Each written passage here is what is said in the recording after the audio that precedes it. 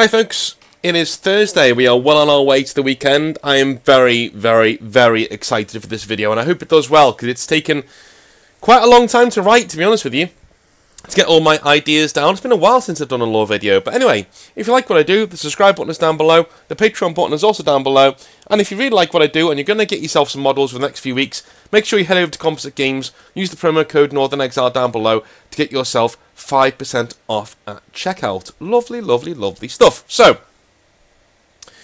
really, really, really, really serious stuff today. Well, I say serious. We're talking about 40k, obviously. It's not going to be too serious. But in the grand scheme of things,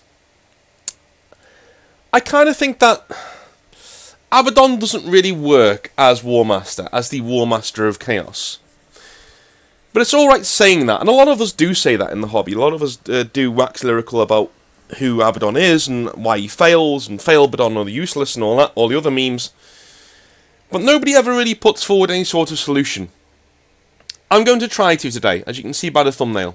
There's a bit of a spoiler, the thumbnail, but it is a really good one, and I really do like it. So, for the longest time, decades really, Abaddon has been a bit of an unfortunate joke within the 40k community. For those of you who don't know who Abaddon is, number one, why are you watching this video? Go and get into 40k, read a bit of lore, and come back, have some fun. Abaddon is the Warmaster of Chaos, and so he is basically the big bad of the 40k setting. But there's nothing really big or bad about him, to be honest with you, and we'll get into that as we go into the video. Everything he tries, he seemingly fails at. Mainly because, as the villain, he kind of has to fail, so that the setting can keep going.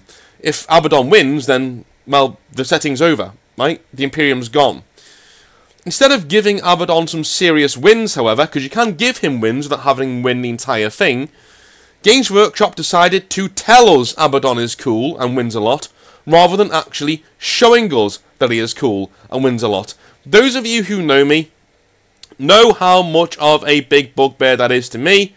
Whenever I teach writing, whenever I teach anybody who I'm proofreading their work or editing their work in a book or whatever format, I always say, always, always, always, always, show me why something is cool, don't tell me why something is cool. That's something that comes up with fantasy writers more than anybody else, to be honest with you. Fantasy people are the people who need to hear that the most. If you're writing a crime drama or a non-fiction novel or whatever, yeah, okay, that still comes in. But in fantasy and sci-fi, it's a huge rule. Show us why something is cool, show us why something works, don't tell us why something is cool and why it works, okay? That is the best way to do exposition. I often use video games like Dragon Age Origins to highlight this, right? Dragon Age doesn't tell you what the Darkspawn do and are, right? It tells you how they came to be, or what they believe how they came to be, but the gameplay shows you who and what they are. The game shows you what the Darkspawn are, what the main threat of the game is. It doesn't tell you what the main threat of the game is, right? It's quite something that's quite hard to get your head around. I mean, it was for me anyway. When I first heard it, I was like, what? How do I do that then? You do it through exposition and being not talented, but like being passionate about what you're writing about, right? I think Games Workshop themselves are tired of Abaddon. You know? Let's examine though how do they tell us that he's cool, rather than showing us that he's cool? Well, by rewriting his failed Black Crusades as secret victories. So secret in fact that even he, Abaddon, didn't even know he was doing them as victories in older novels. That's right, in older novels, the losses that he took in the previous Black Crusades were written just as losses, right? Yeah. What they could have done is given Abaddon some honest wins going forward from here, making him this unbeatable antagonist, this final boss of Warhammer 40,000. You could even bring him up to Primarch level if you wanted to, have him go and step into some, I don't know, some goo somewhere, or a portal, or whatever, like at Molech, and he comes out and he's supercharged and he's ready to go kick Primarch ass, right? You could do that. You could give him some serious wins, but they don't. Instead, they tell you that he's cool. They don't change anything about his character. They don't change anything about what he's done in the Black Crusade. No. They tell you they were actually wins. They were wins, right? No, no, no. Forget what your eyes are telling you. Forget what your eyes are telling you. Forget what you've read. He won all of those Black Crusades that you lost. Why? Because we say so. And we need a villain. Alright? He also has a metric ton of plot armor that highlights the worst parts of Warhammer 40,000 as a piece of unified lore. Abaddon is the epitome of, and I do this in quotation marks, two heroes clash, neither dies, some contrivance happens to pull them apart, they nod respectfully and agree to fight another day. Lame ass writing that drives me crazy. Right? That is a writer with no balls. Give us what we want. This is a setting where everybody's supposed to die all of the time. Then why does nobody die if they're a named character? Yeah, riddle me this. People will still buy the models if you kill off a character. Don't be so absurd. I hate that argument. Well, if they're dead, people don't buy the models anymore. Yes, they would. Stop being a moron. Of course they would. In fact, they'd probably buy them more. Because they had a really good send-off, you know? Anyway. I think Games Workshop have made a solid attempt here at rehabilitating Abaddon's character. But they did it in the wrong way. Right? And to be quite honest, the damage was done already in the decades before. It was a valiant attempt to save his reputation at the start of 8th edition, 9th edition and so on, right? But the time has come to lay the guy to rest. I honestly feel that. He's tired. He needs to be laid to rest. And you know what? When he is dead, when he is gone, then people will start to appreciate him. Then people will look back and go, oh, Abaddon, good old Abaddon, right? Then he'll start to get some love. I've shown in a previous video how I would deal with Abaddon if we keep him as Warhammer Warmaster of Chaos, which I don't want to do, but if I had to, I have done a video on that, if you can go and watch that, it's on my channel. I would give him serious wins and an empire that is a serious threat to the Imperium. But Games Workshop would never do that. So, what if we get rid of Abaddon and have another Warmaster altogether? And if so, who should that be? Let's dig deeper into what I mean by that. So, point 1.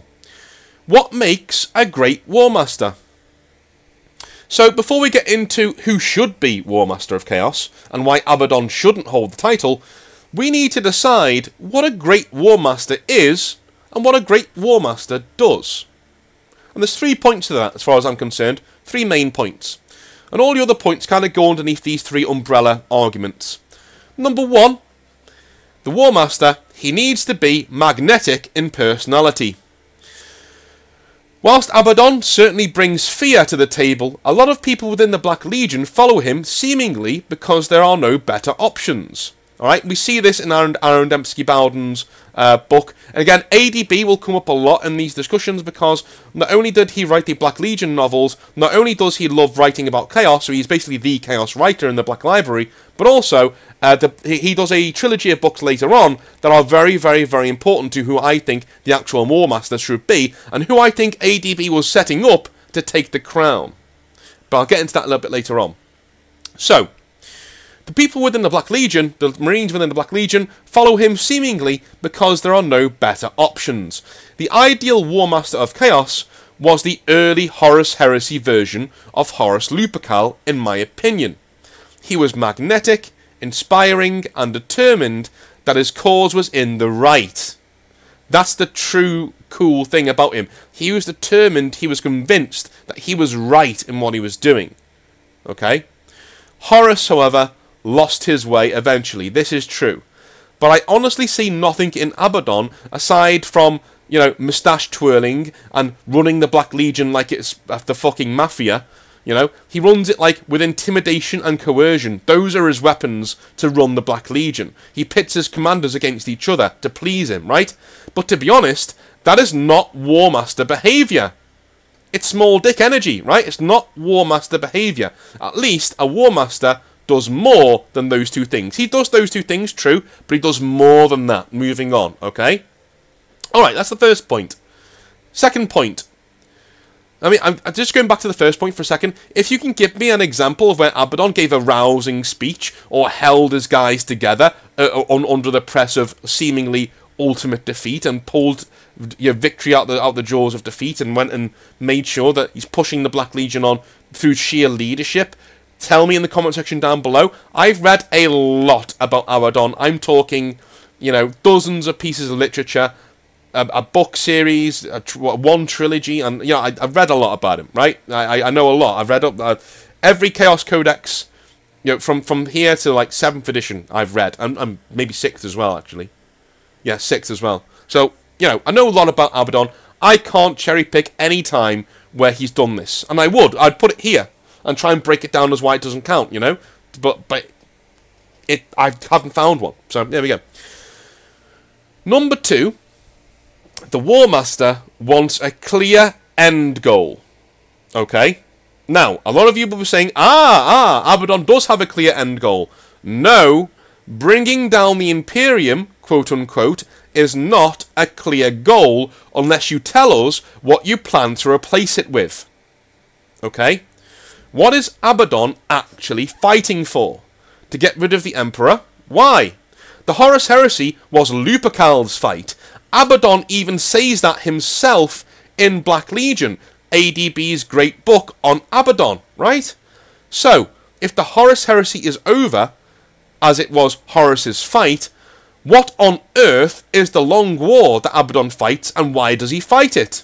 Remember, if your answer to that question is to bring down the Imperium and kill the Emperor, that is not an answer. In fact, this is one of the facets in which Abaddon fails the most. He has no clear end goal. His end goal is that he wants to be the villain of a tabletop wargame called Warhammer 40,000, and that's lame as shit. Okay? That's literally his end game. He has no end game. What does Abaddon do if he's in the Imperial Palace and he's standing in front of the Emperor's corpse? What does he do? He kills the Emperor. Okay, then what? Then what? What's his plan? What's his tax plan? Right? How is he going to rule the Imperium? What's he going to do? We're never told this. We're never told this because the writers don't care. That all they want Abaddon there for is as a straw man for all the Imperium players to whack their swords against. That's it. That's all Abaddon is. And the Warmaster of Chaos should be more than that. Third point. The Warmaster of Chaos fucking rocks in combat. I will freely admit that my replacement for Abaddon later has no evidence on this point, mainly because he was introduced in a single novel and then never seen again. Abaddon, though, loses all the time. And even when he wins, like with Sigismund, he basically loses so hard that he ends up winning by default. That literally happens in a Black Legion book that's written to make the Black Legion sound cool. Even ADB showed you Sigismund beating Abaddon's ass. And Abaddon only staying alive because he was charged by the powers of chaos. And, he just stayed alive because he outlasted Sigismund. He didn't beat him. He got beaten several times by Sigismund. Disarmed, beaten several times. Run through with his sword as well. He's beaten by an old man several times. Come on. That's your Warmaster? Come on. I'm all for characters having faults and not winning all of the time. I'm all for that. But my God. My God. I love using wrestling as an example with 40k, as to be honest, the writing of pro wrestling, and 40k's share a weird amount in common. They do. Back in the day, there was a small guy called Rey Mysterio, who once won the World Heavyweight Championship. He was then booked to lose every non-title match he was in, until finally losing the belt a couple of months later. By that stage, though, his reign was a bit of a joke. No one believed that Rey Mysterio was the guy. Yeah, the guy to lead the company. Thanks to the appalling writing given to his character after he'd won the belt. This is how Abaddon is treated by Games Workshop's writers. He loses so much, he's never allowed a clean win. Why? Because if he ever got one, then we'd be upsetting all of the Imperium players out there. And one of my golden rules of what the big bugbears that Games Workshop do, one of my golden rules of what they do, they're terrified of upsetting their main customer base. They don't respect your intelligence. They don't respect that you're adults and you can sit there and you can read a story and find it cool, even if your favourite doesn't win in the end. You know? So, I just think Abaddon is given a harsh turn in combat. I really do. And he doesn't... My next point was, does Abaddon fit any of these three moulds? I honestly don't think so. Because rocking back to the first one, does he have a magnetic personality? Not really. Not really. He rules by fear. He rules by fear and simply who he is. Okay? Is he good at tactics? Of course he is. But he doesn't really lead from the front. He doesn't really lead as in, these are my guys, these are my brothers, and I'm going to lead them and and take them through the fire. It doesn't really lead them like that. Horus did. Horus did. That's exactly what he did. You know? Number 2, he wants a clear end goal. Well, we know Abaddon doesn't have a clear end goal. We've already said that, right? He doesn't fit that mould at all. He doesn't have a clear end goal at all. We don't know what his main motivation is. And if his main motivation... I'm being kind here and saying his main motivation is not just killing the Emperor, because that would be stupid, and that's what I believe it actually is, but I'm saying that that's not what it is, because I want to give him a bit more credit than Games Workshop do, right? But he doesn't have a clear end goal. We're never shown, right? He rocks in combat. Well, Abaddon doesn't rock in combat. Abaddon is decent in combat, but he regularly gets beaten by women and old men. So we can't really say that he's amazing as a spaceman in combat. I'm not saying, ladies, that you can't fight. What I'm saying is that metabolically, you know, from an actual human body standpoint, most of you couldn't beat a man in a fight. I think that's just scientific. That just is what it is, right? Okay, cool. Why is it... I know she's a saint. I know she's a saint, but she shouldn't be beating... Celestine shouldn't be beating Abaddon in combat. No, that's the Warmaster of Chaos. Show him a bit more respect, please. Games Workshop don't, because Abaddon, as a character, doesn't rock in combat. Moving on. All 3 he fails at. All 3 of the main facets of what a Warmaster is, Abaddon fails at. Categorically, he fails. Alright. So, let's get into the interesting part of the video that I'm assuming you're all waiting for with bated breath. Who, in my mind, is going to be the Warmaster? Who should be the Warmaster? Well, the Warmaster, in my view, should be somebody called Decimus Valcorin. Now, a lot of you will be sitting here thinking, what? Who the fuck's Decimus? What's he talking about? Has he made up another character? No. No. This is not me writing my own stuff. This is a character actually from Aaron Dembski-Bowden's Night Lords trilogy. And he only appears right at the end. To know who Decimus Valcorin is, though, you need to know who Talos Valcorin is. So, Talos Valcorin is the main character of the Night Lords trilogy. He is essentially... a prophet of the Night Lords. He had the Conrad Kurz's ear back in the day. You know, he would be like his equerry basically. He was kind of like that. He got along very well with his Primarch, and he was the one to avenge his Primarch by killing the assassin that killed Conrad Kurz, right? And even Conrad Kurz tells him, nobody else is going to care that I'm dead apart from you. You're going to kill this assassin, and he does. That's why he gets the name Soul Hunter. Because it's what Conrad Kurz gave to him. You're going to hunt that soul that killed me. So your name is now Soul Hunter, right? And the trilogy is about Talos Valkorian banding together the Night Lords piece by piece over the 3-book series. Piece by piece, he's pulling them together and pulling them together and pulling them together. Mostly by circumstance, but also by force of personality. One other thing that he does is that he shares his Primarch's talent, quote-unquote, for seeing into the future. Right? For prescience, for seeing into the future. It's a curse, and it drives him insane. He hates it. Right? And he sees all of these visions all of the time that drive him mad. But he can also see versions of the future that might be.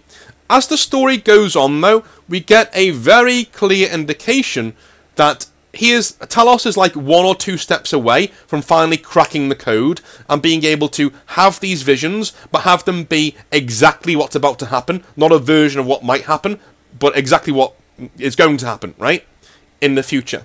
And not only that, that the visions might not drive him insane anymore. He's so close to getting there by the end of the novels. Now, I don't want to spoil the rest of the novels, so if you want to go read them for yourself and you haven't read them yet, click off the video and go and read the novels, right? 1, 2, 3, I'm going to spoil everything. I'm spoiling everything. It's coming, right? You ready? You ready? Okay, here it is. Talos dies at the end of the 3rd novel. He perishes, and his gene seed is taken by what's his name? It's going to drive me insane, that. Varial the Flayer, that's his name. So it's taken by an apothecary named Varial the Flayer. And Varial takes the gene seed and he installs it in a new Marine later on. But here's the other interesting part, because that new Marine is also Decimus, right? We're going to get to him in a minute. Here's the other interesting part of Decimus's backstory. That's one part of his backstory, because technically Talos is one of his parents, because he's the gene seed that's inside of him, right? Okay, let's take that. Who are Decimus's parents, though? Well, Decimus's parents are the slaves of Talos. One of them's called Septimus, who is generally a badass guy, but he's still a slave. He's a bit run down, but he's a decent bloke. And a woman called Octavia, who is actually a navigator. Generally, they're given numbers, name numbers by Talos, because when they die, you know, the next one would be the 9th, and then the next one would be Decimus. And Decimus is really, really, really cool, because obviously it means the 10th, or around about the 10th, right? You know, that kind of thing. In not in Latin, but in the bastardized Latin of 40k, you know, we're told in the ADB novels it means 10th. Whatever. Moving on. So that's not that interesting in itself. It's a nice story, but it's not that interesting in itself. What's interesting is Octavia, his mother, is a navigator. If you don't know what that is, it's somebody who can see through the warp using their 3rd eye, and somehow, some way, they're kind of related to the Emperor. They're kind of related to him all the way back in the day, right? They're kind of on the same wavelength as the Emperor. They're this very Dune-like, you know,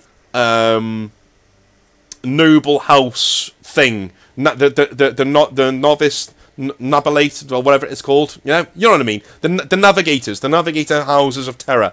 They're a very high, noble exchange of families. And so he basically has royal blood. He has royal Terran blood, and he's kind of connected to the Emperor in a weird way, because his mother was Octavia, right? So, Septimus is a slave, a pretty cool guy in his own right, who goes out of his way to get with Octavia, despite, you know, Talos telling him not to, which is a very brave thing to do.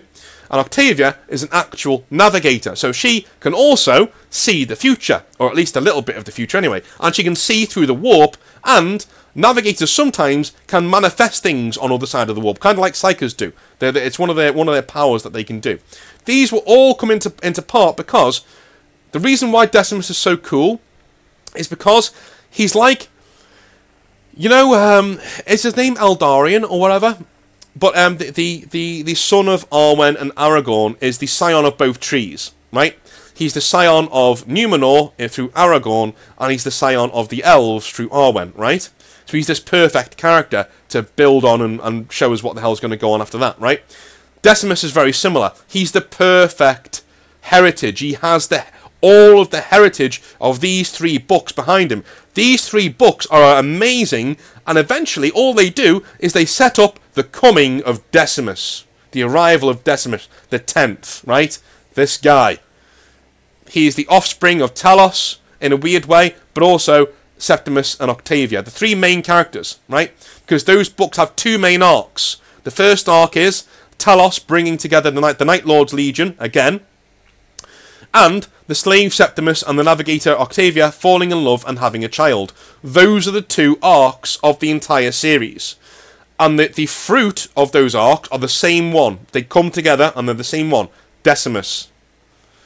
Okay? That's cool. That's really cool writing, and as a backstory for a Warmaster, it's fucking perfect. Absolutely gorgeous writing. Elegant, lovely design, right? Alright. Decimus being born is the culmination of both of these arcs.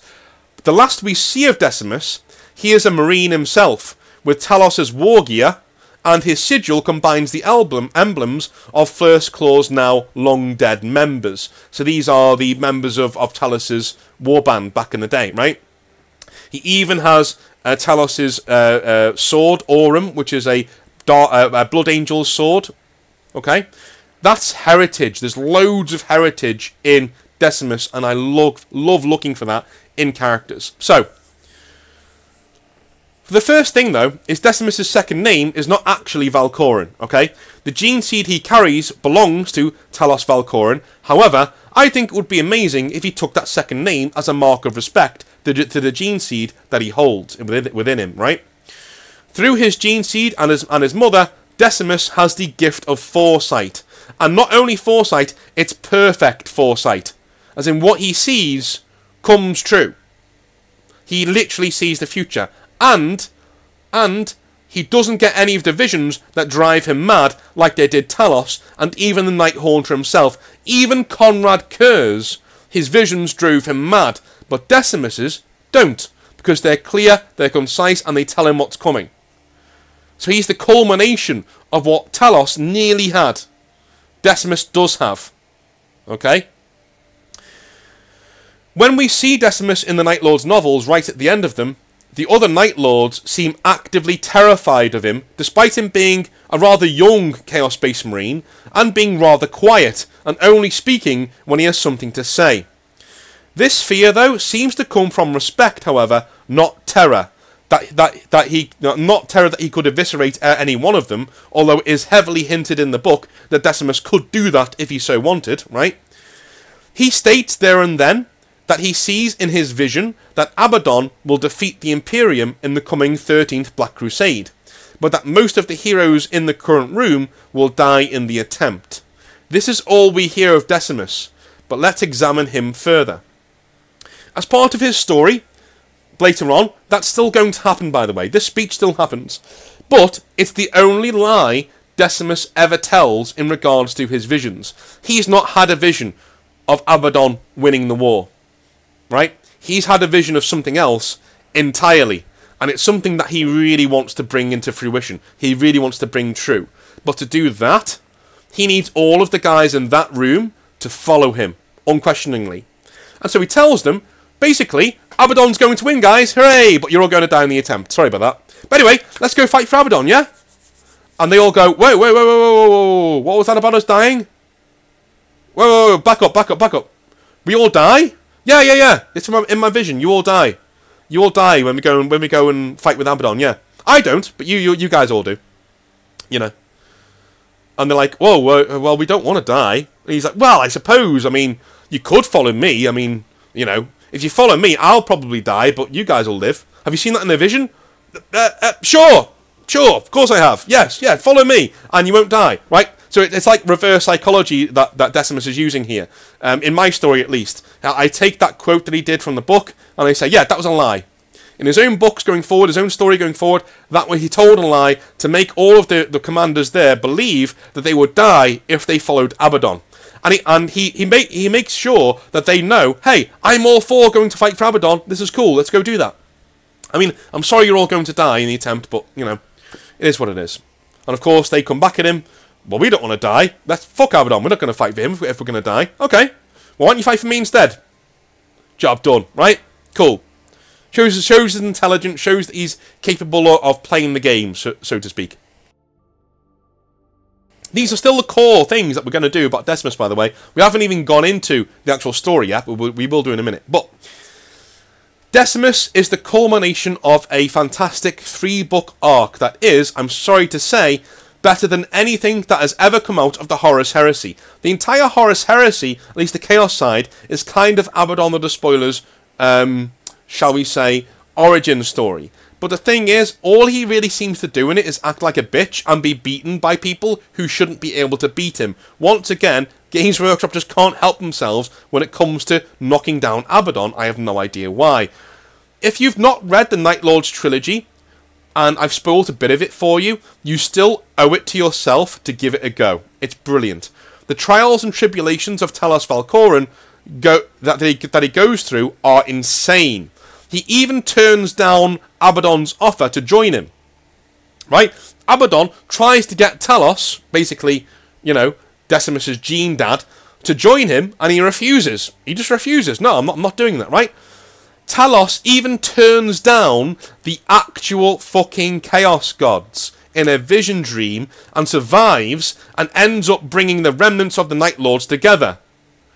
That's brilliant. How badass is that? Each Chaos God tries to seduce him and he says, nah, and walks away in his vision and wakes up. You know, it's just insane what he goes through, okay? Why does he go through all of this? Because he is anointed by Conrad Kurz himself. At least he had the Primarch's confidence anyway. He is literally the Night Lord's version of Sigismund in that he embodies the Legion's conscience and trauma. All of this, by the way, is just to give Talos' gene seed experience. Where does that gene seed end up? Inside of Decimus, the son of Talos' two personal slaves, in Septimus and Octavia, the only two people, it can be said, Talos ever cared for in any way whatsoever. That is the perfect origin story for a brand new Warmaster. Alright? So, you think I'm done? I'm not. I'm now going to bring you through how I would replace Abaddon as Warmaster in the lore. So get your popcorn, get a cup of tea, sit down. It's not going to be too long, trust me. It's like a couple of pages at most, right? So, alright, here we go. The meat and potatoes. So, if we are replacing Abaddon, I would actually have the 13th Black Crusade occur just as it does in the real lore heading into 9th edition. We have not heard of the Night Lords since the end of their trilogy of books by ADB, okay? I would have a new series come out detailing Decimus banding the Legion together, smashing its warbands that do not follow him, and using his gifts of foresight to turn the tide of many battles. That was me, by the way. Okay? He uses his gifts of foresight to turn the tide of many battles. So he starts to pull the Black Legion together, bit by bit, over the years, right? And we see that in an animated series, right? We can do this through an animated series, which would be pretty cool. Make it free on YouTube too. Why not? It's my fantasy, leave me alone. When Decimus finds the Corona Nox being the crown of Conrad Kurz, he puts it on, right? Now, this crown is a symbol of the Night Lord's Legion and was also used by Kurz to calm his visions when he needed a moment's peace. So it's kind of like a psychic veil that you put on your head to stop the headaches, right? Well, when Decimus puts this on at the culmination of the animated series, he sees blinding golden light in his mind's eye and a voice telling him that he will never lead the lost brothers of the Legiones Astartes until, and I quote, the Pretender is cast down. He takes this to mean Abaddon the Despoiler, and so Decimus sees the Night Lord's Legion go on a war footing against Abaddon and prepares his forces. Because he believes the person speaking to him is Conrad Kurz. So, through the lead up to 10th edition, right? We're in 9th edition now, on the lead up to 10th edition. Decimus, we'll call this a book series called the Maelstrom Wars. So 3 books, the Maelstrom Wars. And this is what happens in the Maelstrom Wars. He strikes a deal, Decimus, with the Red Corsairs of Huron Blackheart, leading armies to his tribute worlds and stations in the Maelstrom and bringing war to him until he comes to parley. When Huron sees what he is up against, a united Night Lord's Legion, along with thousands of other traitor marines and renegade marines and their combined fleets, and a commander in Decimus who has literally already seen how the battles between him and the Red Corsairs will play out, yeah, Huron's many things. He's not stupid, though, and he agrees to aid the Prophet. The Maelstrom Wars, as they are known, are what were fought between Huron and Decimus in this 3-book series. We can have all sorts of things going on that establish the characters of this new Black Legion that's being built by Decimus, right? Okay. Now Decimus has a foothold and an empire at the end of that series to call his own. Alright, now he's a serious threat to whoever comes across him. Every facet and ship of the Maelstrom is prepared for war. Decimus leads raids against the Imperium, where he wipes out 1 or 2 Ultramarine successor chapters, which leads Guilliman to send some forces north to deal with the threat in the Maelstrom. There, however, the forces disappear, as the old weakness of the Imperium is shown again. They can't fight everywhere at once, Guilliman can't be everywhere at once, and they have no clear idea of the forces they are up against, and they don't even know who Decimus is. Never mind that he's leading this massive force in the Maelstrom, because Decimus is staying in the Maelstrom. He's keeping it there. He doesn't want the Imperium to come and have a war with him just yet. He's not ready. He's not ready yet. He wants Abaddon. He wants Abaddon to come and face him on his own terms. Finally, a single Night Lord makes his way to Abaddon the Despoiler on the Vengeful Spirit, as it prepares for its next conquest. It turns out this Night Lord is actually a dead body, being puppeted by Decimus through the warp, across stars and space. Again, his mother was a navigator. That's what I'm using to give him this power. He explains who he is to the gathered Black Legion. He names Abaddon a pretender to a throne that was never meant to be his to bear anyway, and he bids him to come and settle this issue in the Maelstrom. Now, we have a massive Chaos Civil War set up for the start of 10th edition. Why? Because Abaddon can't ignore this threat. He can't. This is somebody directly calling him out and challenging his right to rule. To run away from this would be to call his actual nature as Warmaster into question. He needs to go and face this guy, because by now, word has already reached the court of Abaddon about this upstart known as Decimus, the Prophet, right? And his growing power, and now Abaddon is like, this is a head I must have. I need to nip this in the bud, and then I need to turn my attention to Terra, right? That's what I'm doing. We are in the end game now. That's what I'm doing. So he turns his fleet around, and he heads straight for the Maelstrom. And that's what the Chaos guys are doing in 10th edition. Why? Well, because the Tyranids are the main threat for the Imperium in 10th, and that's fine. I want Xenos forces to have their time in the sun. So Tyranids, Orcs, Necrons, they should be who the Imperium are fighting in 10th edition. And it should be apocalyptic, right? Everything's kicking off in the Imperium. But it's the perfect time for the Chaos guys to take a break from fighting the Imperium and settle things in-house. Right? Who's going to lead us going forwards? This is going to be a knockdown, drag-out fight. A slobber knocker, if you will, between the two main Chaos forces. Here we go. Chaos can still be around doing some serious damage to the Imperium if you want, but the main Chaos story of 10th edition is setting the idea of who the Warmaster of Chaos is going to be in the 42nd millennium. Okay? The 41st millennium was Abaddon's, but will he still carry the crown in the 42nd millennium? Alright. The Maelstrom is a death trap for the Black Legion. It has been, for 100 years now, it has been outfitted for the single purpose of segregating, isolating, and killing Abaddon the Despoiler. It's a trap perfectly set for him.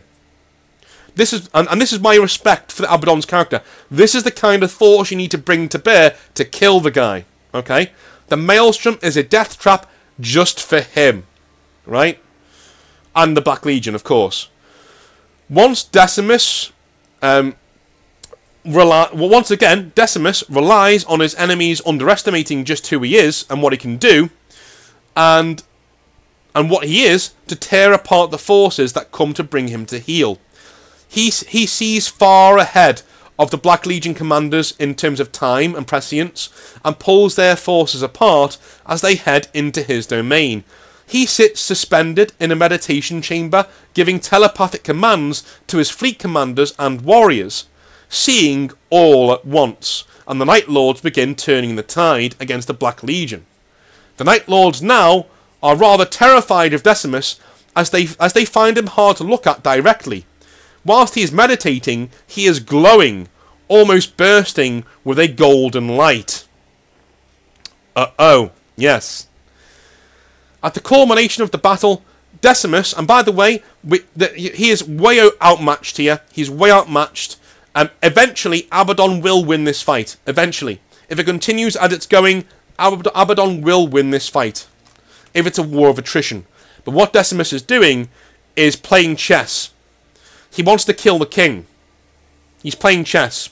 He's pulling this part of the Black Legion's fleet over here. This part over there. He's creating a pathway through which he can get to Abaddon himself. Alright? When he sees that the time is right, Decimus finally walks from his chamber to lead a united Night Lord spear tip assault on the Vengeful Spirit itself. There, they fight their way to the bridge, losing almost half of their numbers, that's nearly half of the entire legion, in the final breakthrough to reach Abaddon himself. When they do, Abaddon tears through the bodyguard of Decimus before facing the upstart himself on the bridge of the Vengeful Spirit, where Horus and the Emperor once fought, where Sanguinius once died, right? They seem evenly matched for a time, until Abaddon starts to see Decimus morph into a visage of his father, Horus Lupercal. Okay? Decimus is playing with his mind. This throws the Warmaster just enough for Decimus to regain the advantage. Every riposte is turned back on Abaddon, every feint already seen through prescience and countered, until finally Decimus runs Abaddon through with his blade Aurum. Abaddon, though, just like he did with Sigismund, simply refuses to die. He can't die. Decimus can see something about the Warmaster that is tethering him to life. He then looks at his sword, taken from a Blood Angel captain by his forebear, Talos. The blade seethes to destroy something. Instinctively, Decimus raises his sword, and Abaddon reaches out to strangle the life out of him with the talon of Horus. The blade, burning with the spirit of Sanguinius, slices through and utterly destroys the talon of Horus. The strength finally seeps out of Abaddon, his hatred finally spent. He begins to laugh. His triumphs and defeats have been a chrysalis for something far worse to be born in his place, and, knowing this, he accepts his fate, and Decimus sweeps his head from his shoulders, finally bringing an end to the reign of Abaddon. The Black Legion around him are stunned to silence.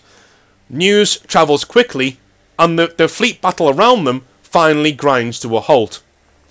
Decimus walks to the throne of the Vengeful Spirit and tells the Black Legion to attend him as their new Warmaster. Okay, that's how Decimus becomes the Warmaster of Chaos.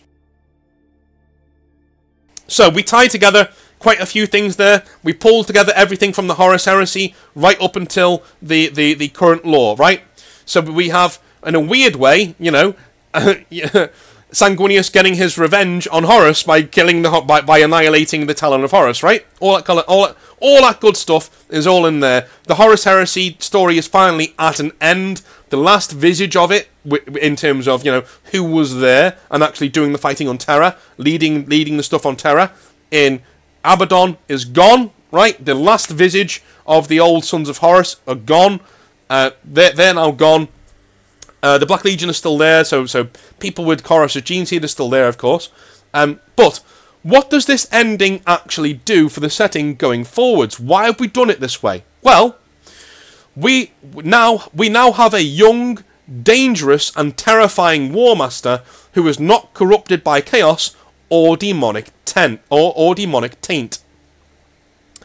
He has weapons of the Imperium actively in his hands that he seeks to use against it. In fact, Decimus, in his growing self-belief, firmly believes that he can sit on the Golden Throne and accomplish what the Emperor could not, establishing the webway of mankind and ruling the galaxy in an empire without gods or monsters.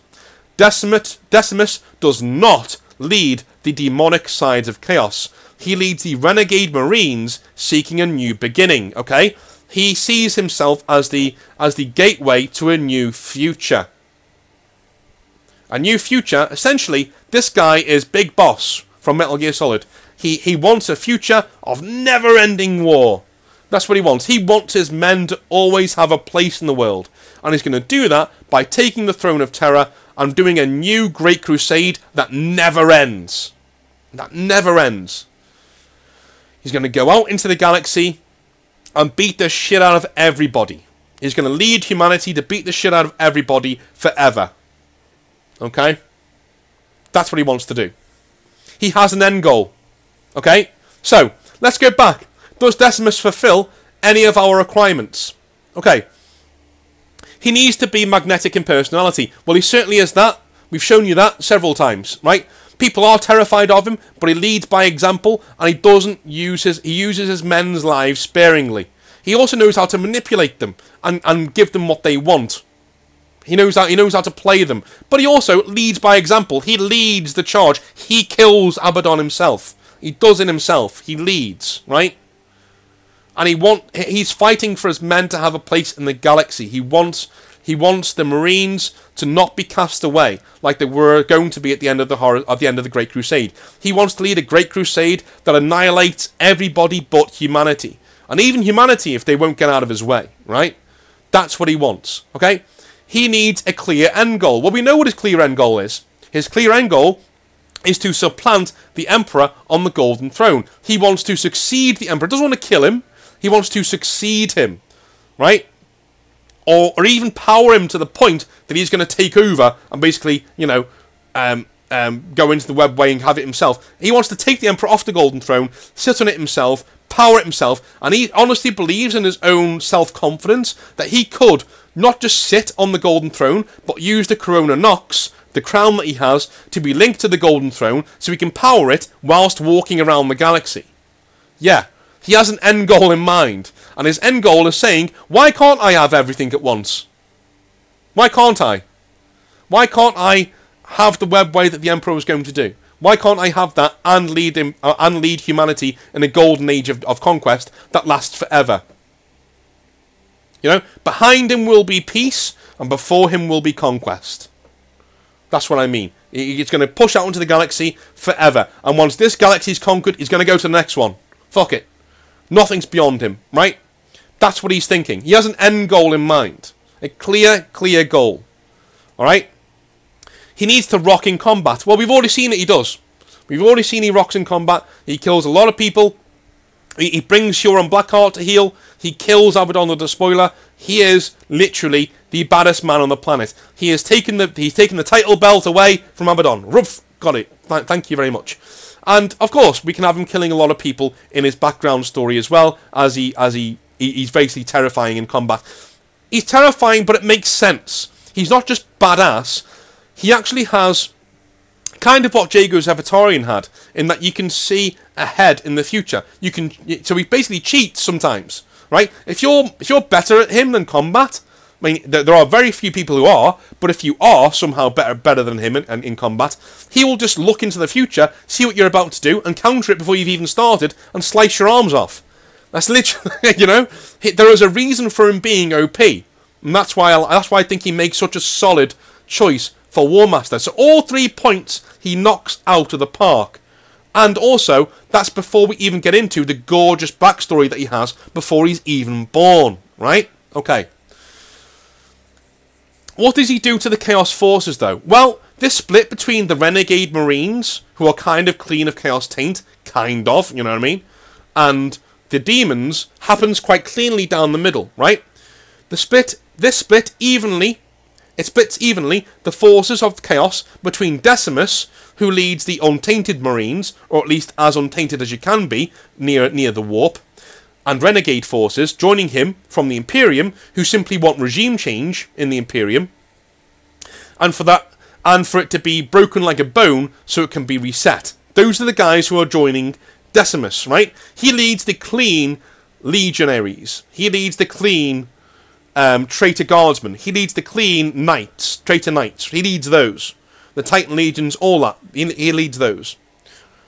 The Chaos demons are led by people like Baelacor, Lorgar, and the other traitor primarchs who are dedicated to certain gods and their legions. Some untainted parts of those legions, though, join Decimus in his quest. The only ones that don't heavily are the Iron Warriors. Why? Because Perturabo doesn't join Chaos in my setting. Well, he kind of is a traitor, but he's still around, and so they're not going to go follow Decimus when Perturabo's around, right? Okay. A few of them do, though. A few of them do. So, we also have, and here's the cool bit about it, the coolest bit, I think. We also have intrigue here. Just who is the Golden Light that speaks to Decimus? Who is that? Why do Imperial artifacts react positively to Decimus? Right? Why do Imperial artifacts that he uses charge up and go Super Saiyan in his grip? Why does that happen? Is he simply a tool of something greater to achieve a higher design? Is he truly his own man, as he thinks he is? I would plant some doubts there in his mind over the course of the next couple of stories, just to make him a bit more interesting. I'm not going to answer these questions now, but you can, and the narrative can, if this ever came to pass. What do you think? You think I've done a good job in making the Night Lords be, interesting and being there and being something that you can all really get behind as a new War Master? Or would you rather keep Abaddon? Are you angry with what they've done to Abaddon in recent times, or do you think it just works fine as it is? Please feel free to disregard my lore. All it is headcanon as it happens. But that is my War Master. That is how I would replace Abaddon. I would give him a decent send off. I would give him, be a big thank you and a retirement party, whatever.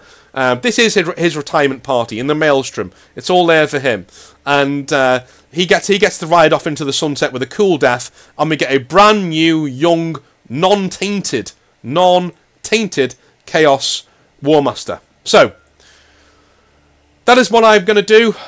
Love you all long time. I will speak to you next time. Have a wonderful rest of your day, and I will speak to you tomorrow, where we're going to be going over the Astra Militarum tomorrow, which I think is pretty cool, because we've actually got a brand new thing from Games Workshop where they're going to tell us what they're going to do with the Astra Militarum going forward. So, love you all long time. See you tomorrow for some more 10th edition news. Have a wonderful rest of your day. See ya. Bye.